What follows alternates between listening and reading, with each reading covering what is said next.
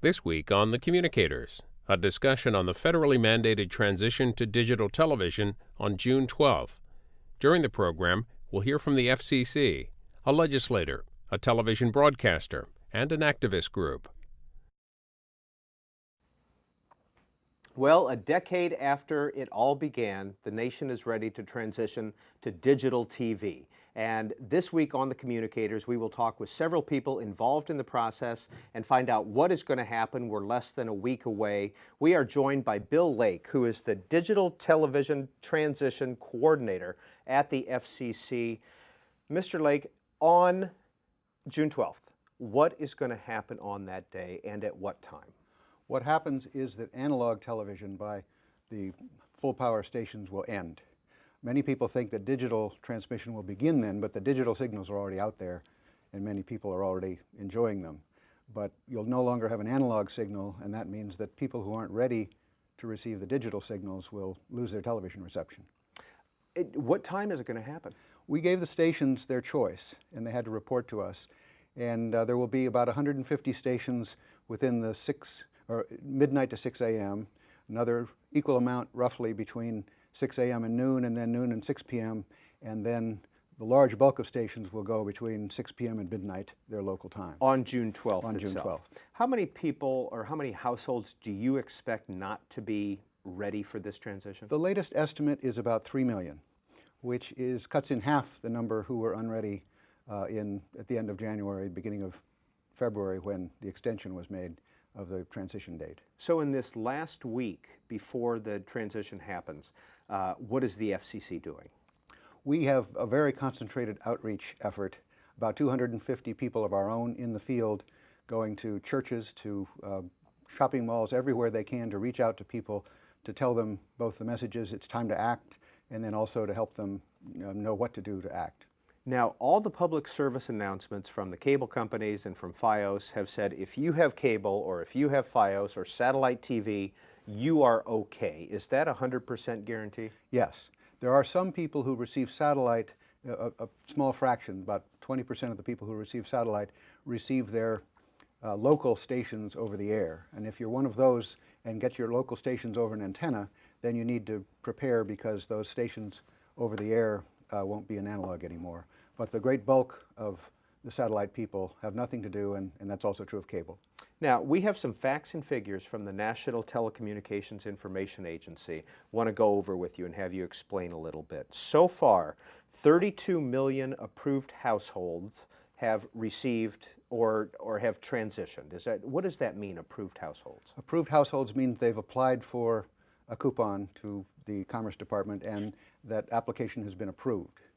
That means that they've been, once it's approved, they're mailed coupons in the mail, and they'll receive the coupons now within about 9 or 10 days. And this is the actual coupon, correct? Yes. This is what people will receive here. It's just like a credit card. It looks like a little credit card. It's usable only once, and it's good for $40. So when you buy a converter box, you take that coupon in, and it's used as essentially a credit for $40. So 32 million households times $40 for that. We actually, households entitled to 2 coupons, so the number of coupons is not twice that, but nearly twice that. Now, those are the people who have applied. Do people who have cable TV or satellite TV, had they needed to apply? No. Okay. I take that back. If you have cable in one room of your home, for example, but you have another TV in the kitchen or in the den, and that receives programming over the air, then you need to prepare for whatever set receives programming over the air. Okay. And so 58 million coupons have been mailed. 30 million coupons have been redeemed. So what's going to happen? Are there still 18 million coupons out there? That's a question we'll see the answer to. The redemption rate has always been 50% or less, and that may mean that people are procrastinating. It may also mean that some people who applied for coupons didn't really need them.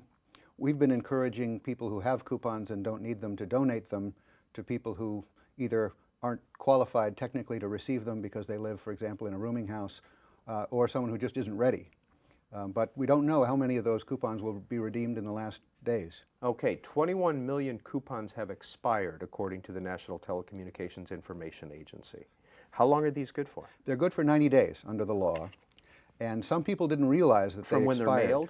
from when they're, yes, mailed. So what happens is that if they do expire, you can just apply for a new one. And people should realize that the coupon program doesn't end on June 12th. Coupon applications will be accepted through July 31st.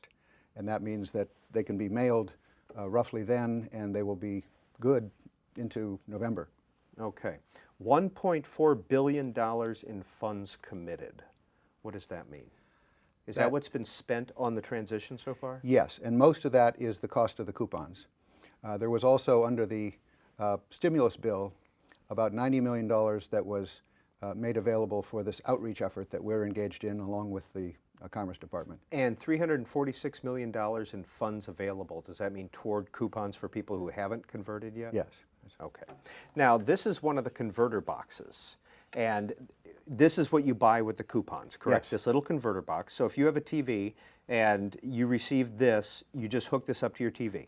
Yes. How easy is this? It's quite easy. I mean, it's quite easy for someone who doesn't have a psychological block about it and is comfortable with technology. There are very few places on the back to plug a cable in, as you'll see, and it's a simple matter of plugging your antenna into one place on the box and then plugging the box into your TV set. But there are a lot of people who aren't comfortable with that, and one of the things we've been doing is actually offering to send people into the homes of people who aren't comfortable hooking up the box, and they can have the box installed for free in their home. And how many calls have you gotten to hook up the boxes? They're rolling in daily, so we don't have an exact number, but tens of thousands, and we're prepared to have as many as 200,000 free installs for people who need them if the demand is there. So the FCC also has some call centers. And what's happening at the call center? Yes, we have trained our agents to answer pretty much every possible question about the transition, from where do I get a coupon to why don't I receive my favorite station anymore, what is scanning? This is something that has to be done with a digital television or a converter box. And these agents are standing by to answer all of these questions for a consumer. And the call number is 1-888-CALL-FCC. We'll have this number going 24 hours a day in the last few days before and after June 12th. Now, one of the programs that's offered partially is called the Nightlight Service. What is that, and why is it not being offered nationwide? The law requires that analog broadcasting end on June 12th. Period. But it also allowed stations, if they wanted to continue an analog signal that would simply be public safety information and information about the DTV transition. And the problem is that if someone wakes up and sees that the screen's gone blank, they won't see a message on the screen of what number to call at the FCC, for example. So a station can do this nightlight service, which is simply to continue to broadcast in analog just to provide that basic information. It's a voluntary program. We've encouraged stations to do it. We'd love to see at least one station in every major market do it, but it is voluntary. Well, we also talked with Joe Barton. Joe Barton was former chairman of the Energy and Commerce Committee, and now he's ranking Republican on that committee, and has been a critic of the extension from February till now, till June. And we talked with him a little bit about the DTV transition. Are we more prepared now for the digital transition than we were in February? Not really. I mean, to the extent that we're going to ever be totally prepared, we were prepared then, and we'll be about as prepared now. I mean, statistically, I think we're about 1.7% more prepared now than we were back in February, which means instead of about 97%, we're going to be about 98.9%. But they're going to be a couple of percent of the population, and no matter what time we put the date, they're going to wake up the day of the actual transition and say, what, we've gone all digital today? So, I think it should have happened back in February. The president thought otherwise, so they put it off for 90 days. That transition date's coming up here in June in a couple of weeks. And almost everybody in the country will be totally ready, but there'll be a couple of percentage points, which translates into 2 to 3 million TV sets that aren't ready to go. Your district is both urban and rural. What's the status of your district? Well, when I go out and talk about it, most people are cognizant of it and they're ready to go. Statistically, the Dallas-Fort Worth area is is one of the more unprepared. I think they're still around 4.5%, according to Nielsen and the FCC, that aren't ready.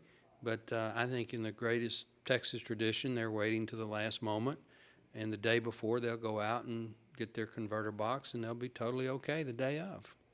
As a member of Congress, or all members of Congress, do you think you will bear the brunt if people are not prepared and their TVs don't work on June 12th? Well, I don't think there's going to be much brunt to bear, but I was chairman when we put the transition in place, and I'm very proud that we put a hard date. I'm proud that that hard date is already arrived, and while it slipped a little bit, it hadn't slipped all that much. And I think the country will be much better off once we get through the transition. There'll be a lot of spectrum that goes to first responders and to new telecommunication technologies. And of course, your picture will be sharper, brighter. The spectrum that is used for over-the-air television will be much better utilized. Speaking of that spectrum, that unused spectrum now, what's going to happen to that? Do you foresee hearings? When will that spectrum be used? Well, a lot of it's already been spoken for, and some of the new systems, some of the new networks that were ready to go back in February will finally kick off here in June. To the extent that there's spectrum that is now free that hasn't been spoken for, I would assume that the FCC will hold hearings and eventually come before Congress, and we'll probably do another auction or something like that. And finally, Congressman Barton, do you foresee hearings on the digital transition, how it went and what we learned? I think so. Chairman Waxman and Chairman Markey, and before them, Chairman and Chairman Boucher, and before them, Chairman Markey and Chairman Dingell have already held a lot of hearings on the transition. So I would think that sometime this fall there'll be some more, and once it's a reality, and the FCC commissioners will come forward, and the stakeholders out in the country. You know, there is not going to be this huge problem, though. I mean, half the country is already gone digital, and you haven't heard any great outcries in those markets. Admittedly, they were smaller markets, but there hasn't been, take the Bryan College Station market down in my state. Things worked fine. So, you know, the usual people who wait to the last moment, like me. I still haven't got my converter boxes, but I know I've got 2 weeks to do it. You know, we'll wake up and go get it done, and the country will move forward. Bill Lake of the FCC, what did you hear in that interview that you'd like to respond to? I agree with the Congressman on a number of things. One is that some people will not be ready regardless of when the date is. We know that. Some people don't get their taxes filed on time. Another thing is that I think it was very good for Congress to set a hard date so that people will know when this is going to happen and that it will happen. And also that the transition itself is a good thing. Digital television will be good for TV viewers, and the spectrum that's released for other purposes will go to very good purposes such as public safety. What I don't agree on is that it was not a good idea to extend the date. And what we found was that there was a substantial number of people, about 6% of the homes in the country weren't ready because there hadn't been sufficient effort to getting them ready. And we think we've made a real dent in that. We've roughly cut it in half in the time since February. In the Dallas-Fort Worth market, part of which is in the Congressman's district, the unready percentage has gone from about 10% in January to about 6% now. And that reflects in part that it's a very diverse district. One thing we found is that the unready homes are disproportionately in areas of vulnerable populations. The elderly, low-income families, minorities, families whose first language is not English. They're the hardest to reach, and what we've been concentrating our outreach efforts on those groups. And I think with each of those groups, we've made substantial progress since February. So your call centers would be bilingual? Yes, we have bilingual agents, and we also have the ability to refer calls to a translator service where they can handle 100 languages. So if we get calls in Hungarian, we'll be able to handle them. Congressman Barton also said that half the nation has already gone digital and there hasn't been any problems. A number of stations have gone, and we think that's a good thing because that means the tidal wave on June 12th will be that much smaller. But they tended to be smaller stations, and smaller communities. By our estimate, only about 15% of the population has been substantially affected by the transition so far. So there's no question that what remains for June 12th will be the bigger wave, and we're trying to prepare so that people who haven't already prepared will know what to do then. Well, we went to one of the stations that hadn't prepared. It's a public station here in Washington, D.C., WETA. Kevin Harris, WETA Television. What happens to this station on June 12th? June 12th, we transition. June 12th at noon, we go to our 4 digital channels. And we're excited about it. It's about time. And basically, we go to TV 26, which is more adult public television programming and some kids. We do 24/7 kids on WETA Kids. We do how you cook, how you clean, how you fix a house on We to Create. And then, of course, we have those gorgeous pictures public television is really known for, but now it's in high definition. Why didn't the station make the jump back in February? You have to talk to the folks on the Hill that C-SPAN talks to a lot. You know, we were ready to make the jump, frankly, 2 years ago. We made a lot of investment. We started 2 years ago creating our 4 digital channels. We've been broadcasting 24/7 on all of our digital channels since February 1st. And so we've been ready to go. Our thing here, because we do broadcast to all of our citizens, but also to the Hill, is to show them how multicast can work, especially for a public service broadcaster, public service broadcaster. So we've been ready to go. But of course, as you know, FCC, Obama, and everyone wanted to wait until June 12th. So we thought we'd take as long as necessary to inform the public of the change. As far as your viewers, how informed do you think they are? You know, we've been broadcasting, again, digital forever. We've been doing all of the spots for FCC times 10. So we've been telling everyone what they needed to do to get ready. Now, we're public television. We have an older audience. And this is a huge change. Remember, a lot of people who watch C-SPAN and watch public television have been doing the same thing for 50 years. They haven't realized that this picture they've gotten isn't the best picture. And so they're trying to get ready, trying to get the new equipment, but they're going to have to deal with what we call the cliff effect, which is huge in digital. You know, when people talk about buying a new HD set or the beautiful pictures, what they don't talk about is the cliff effect. And you know, when I grew up, we had a great reception off the rabbit ears, but it probably wasn't a perfect reception, but we could still get the analog signal. In digital, you either get the signal or you don't. So come June 12th, do you think that people are going to be calling here saying what happened? You know, I keep saying it's like the Arizona effect. There is no snow. You don't get a snowy picture. You either get it or you don't. Some people will, but our folks and the FCC has been very great. The commercial stations in our area and around the country have been really great at informing people about the switch. And so I think there'll be some last-minute folks who haven't bought the right equipment or aren't on cable or digital or the satellite. But for the most part, I think people will be ready for June 12th. At least I'm hoping they will. How much did it cost WETA to get ready, and do you get government assistance for that? Costs a lot of money. You know, some people keep saying, oh, it's like going color from black and white. Well, sort of, kind of. From a station point, it has been like going color. We had to change the master control, which is control central for a television station. We actually have to change our transmitter. I mean, the big tower, we had to get a new big tower, a new kind of big tower. We had to get a new master control and all of that. So it cost millions of dollars. Now, a lot of people on the street will say, yeah, but you're public television. Yeah, we don't make the millions of dollars off of news and other commercials that other stations do. But to broadcast public service programming is the same costs as to broadcast, Seinfeld repeats at 7:30, and so it costs a lot of money. Did you get assistance from the government? We did. The government has been great for public service broadcasters like WETA.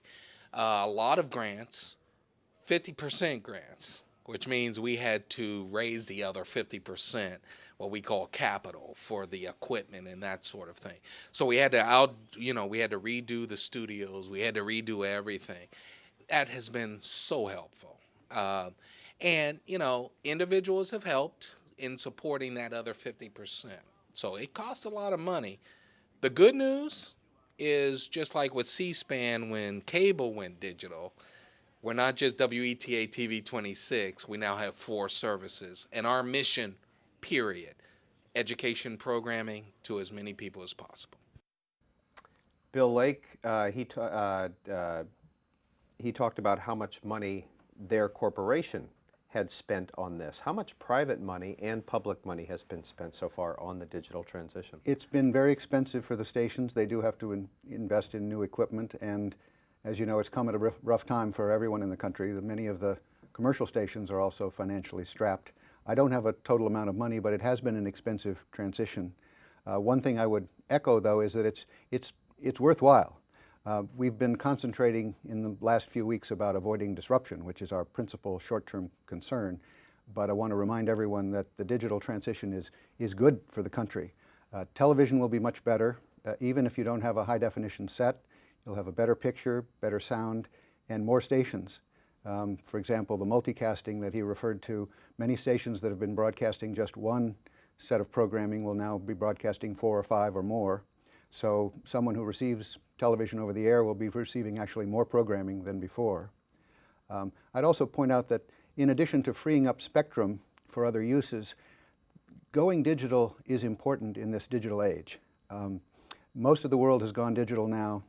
We know what benefits it came with us when cellular telephones went digital. Suddenly now there are all sorts of things that cellular phones can do that they couldn't do when they were analog.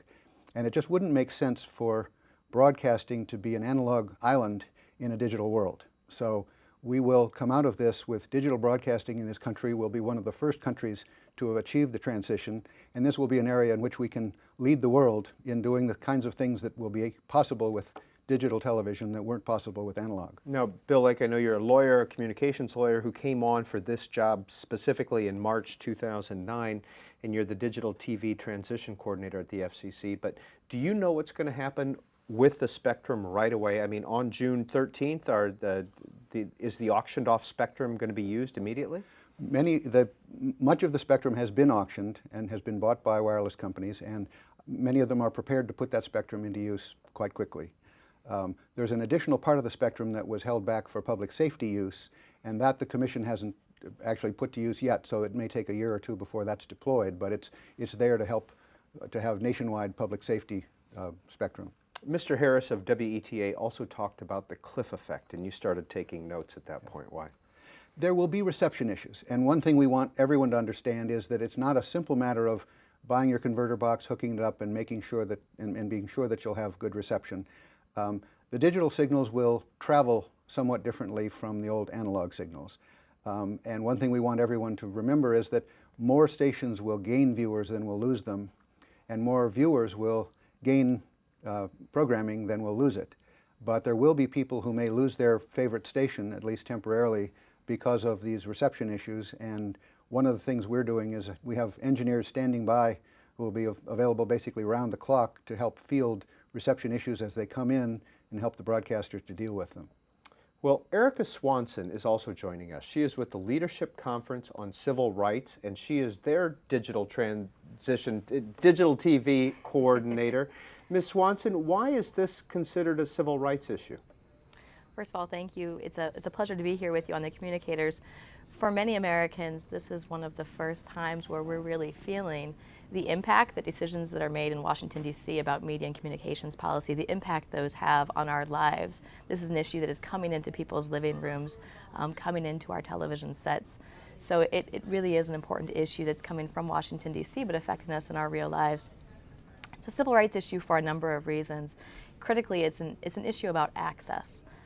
Many of us enjoy watching American Idol or Dancing with the Stars, but it's of course about so much more than that. So many American households rely on television as a primary news source, as a source for information about weather, emergency broadcasts, and to find out what's going on in their community. So it's a critical way to stay connected, and it's important that we maintain that access to free over-the-air television. What was your message to the FCC when you testified last week at their last DTV hearing? Our message is really that as we get closer to June 12th, we're only days away now, there are a number of critical things that consumers and viewers need to do and need to do now. Second of all, there are a number of things that people, once they're prepared, can do to help their neighbors. And third, that there are a number of changes that are going to take place after June 12th that may mean that there is still considerable work to do. We don't yet know exactly what's going to happen on June 12th and June 13th, what the disruptions will be, what the major challenges will be. We can predict many of them, but in many ways we are learning as we go. This is the nation's first digital television transition, obviously. And we do know that we've come a considerable distance since February 17th. That 4-month extension of the digital television transition deadline gave us more time to prepare these vulnerable communities, but we know that there are likely to be hundreds of thousands of Americans who are left behind on June 12th. Ms. Swanson, you referred to changes after June 12th that will still be happening. What did you mean by that? Well, there are a number of things that are going to happen after the 12th. We know, for example, that many broadcasters will not be broadcasting at their fullest strength on or by the 12th. That in the days, weeks, sometimes months after the 12th, broadcasters will be changing the location on the tower from which they send their digital broadcasts. We know that some broadcasters are setting up translators or transmitters to boost their signal strength. In the end, that's a very good thing. It means that the signals they send are stronger, they reach farther, more households will be able to reach or to receive those broadcast signals. But we don't yet know what the full strength of each of the broadcasts in all of the markets will be.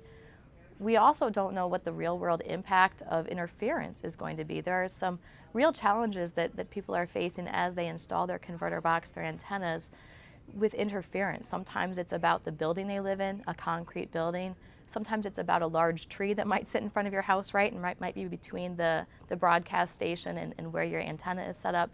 But we know that there will be seasonal variations. You know, the first time that a snowstorm hits the Twin Cities, what's going to happen to people's broadcast television, their digital signals on that day? What's going to happen when there is a hurricane or when there are real thunderstorms that hit areas of our Gulf Coast? What's going to happen to those signals? We also don't know what's going to happen with low-power television. Low-power television broadcasters are not yet required to transition, may not for a number of months, some for many years.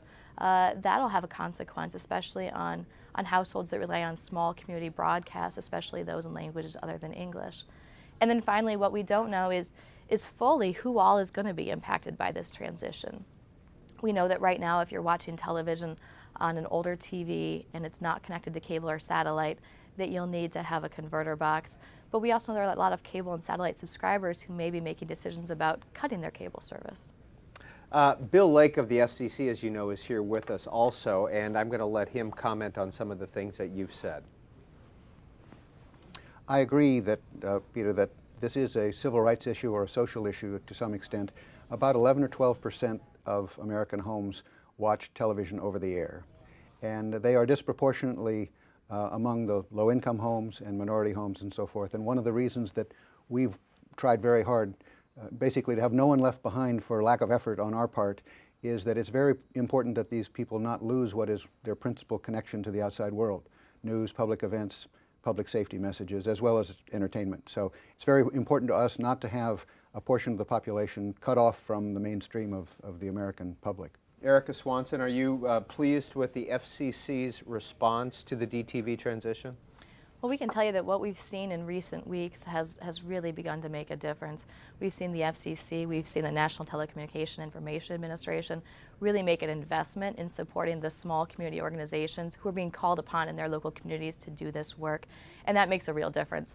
There's, of course, the FCC call center, as Mr. Lake noted, 1-888-CALL-FCC.